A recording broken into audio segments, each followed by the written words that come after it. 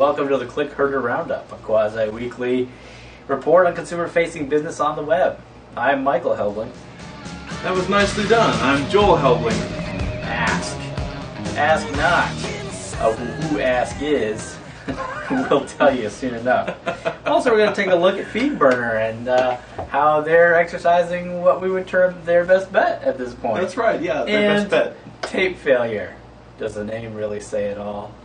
All right. Well, let's kick this one off. Yes, Ask.com. I guess apparently recently it was uncovered that they are planning to spend $100 million in marketing.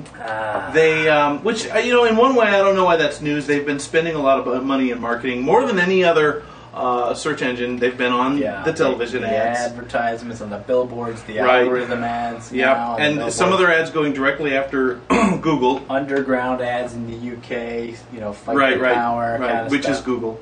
Yeah. Google. Evil. So in one way, they've been spending money, but I think what's interesting is the fact that they have been spending money, and it hasn't really budged their market share. CNN Money had was reporting their market share at around 6% a year ago, June, and ComScore has them pretty much at the same level today. Yeah, they really haven't made any traction. The Nielsen net ratings numbers that just came out, which is kind of getting a little buzz in the blogosphere, show their numbers actually dipping based on their dramatically. Dipping, in their panel measurement. So, again, panel measurement tools. There's going to be some fluctuation, but they're really not making a dent here. And what it really says to me is that traditional advertising methods see the company that this is, the IAC, Interactive Advertising with Content, I don't know, IAC, Barry Diller. Right. They've got a lot of very viable a bunch of web properties, Evite, Lending Tree, right. On and on and on. I can't remember. They've got a lot of great properties. Very, very, Match.com, very, very powerful web properties for what they do. However, operating a search engine is a whole different ball of yarn. You're operating in a vertical in those spaces. Michael, what I see Ask.com doing is attempting to leverage buzz marketing in marketing their search engine, which is something that is conspicuously absent from other players like Yahoo and Google, and frankly even MSN, Microsoft Live. They are basically just there to provide the services, and they're not going after the kitschy buzzwords and the buzz. I think it's cool that Ask has a partnership with Ask a Ninja. And it's fun. It's been a while since you saw that little guy in the butterfly costume going around Microsoft. Oh, I guess I forgot about that. And it didn't work for Microsoft. No, that should be a lesson. For Ask either. They're getting panned right now because those algorithm ads. Nobody understands that. It's the algorithm. It's like, what's the algorithm? It's like, it's so... Everyone has an algorithm. There has to be an algorithm if you're going to have search. But the point is that they're not really focusing on how can we make, broaden our stable of services, so much as they're just saying, hey, let's go ahead and market directly against what they'd like to say is a competitor. Frankly, I don't think that Google's losing much sleep over Frankly, I don't see them on the radar. Particularly since Ask is monetizing using AdSense. Well, they're using Google AdWords, but they are getting ready to launch their own advertising platform. So that's coming in the next month. To do that. And they're promising by the end of the year to have a contextual AdSense competitor out. I think that's an area where they could get Google's attention. Google is kind of taking a pummeling lately, and they're even going so far as to shut down some AdSense accounts that are kind of spammy. And they want to try to fight click fraud in some fashion. They're trying to improve a little bit in that regard. Ask could make a little bit of inroads there, but honestly, the $100 million they're going to spend on advertising, they could easily get a more market share, do better if they just paid everyone $5 who made it their homepage. Seriously. Ask, if you're watching this is better. You could probably get 20 million people to make Ask.com their homepage. Write a little contract up. Got to keep it for a year. Join our newsletter and use our search, and we will PayPal you $1. Yeah, exactly. $1. Keep it for 5 months, and we'll pay you $1 a month.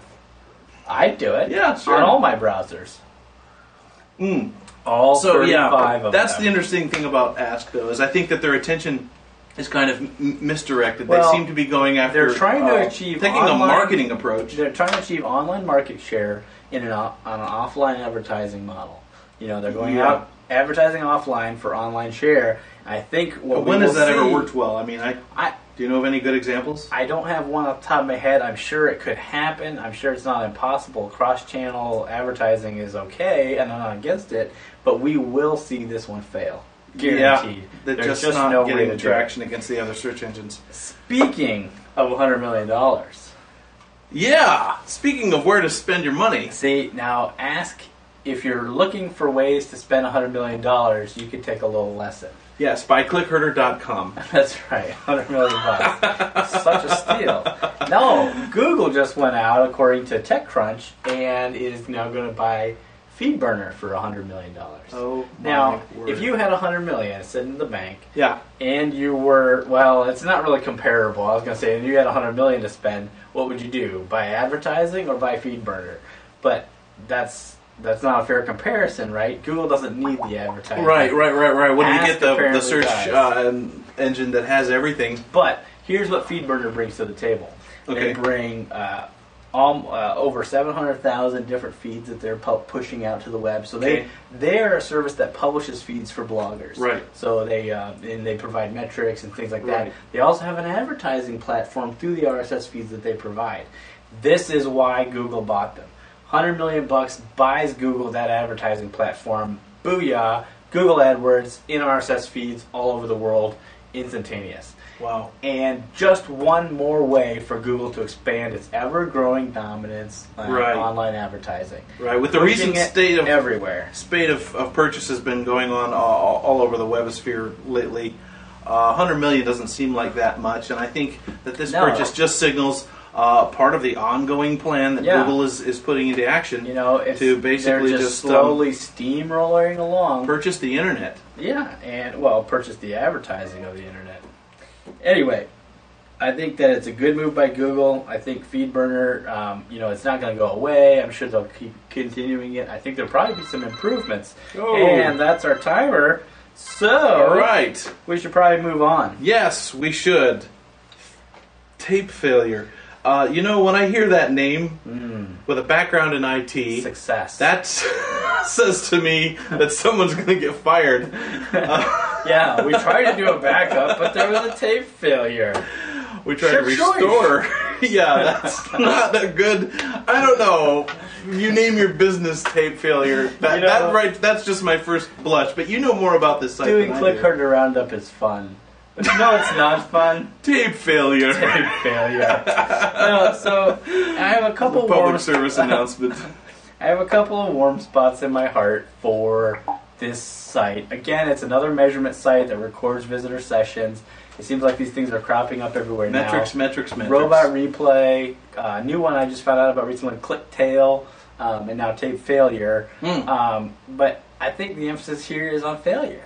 I think so. Why do you think tape failure is circling the drain? I think there's a couple reasons. Okay. First of all, it's a young guy. He's like 18 years old. I don't mean for him to fail, but he doesn't know what the hell he's doing.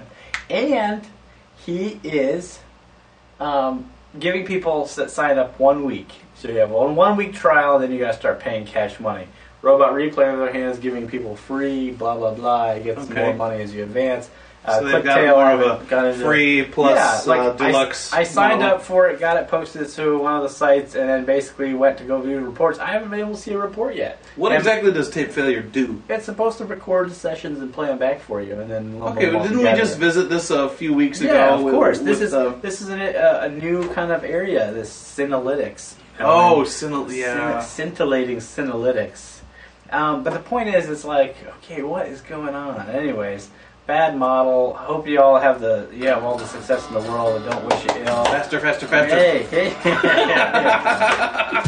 All right. But I don't see it going anywhere. I don't see it taking off. We better go somewhere. We probably better go somewhere. All right. Let's sign off. Okay, well, until next time, I'm Michael Helbling. And I'm Joel Helbling. This has been the Clickherder Roundup.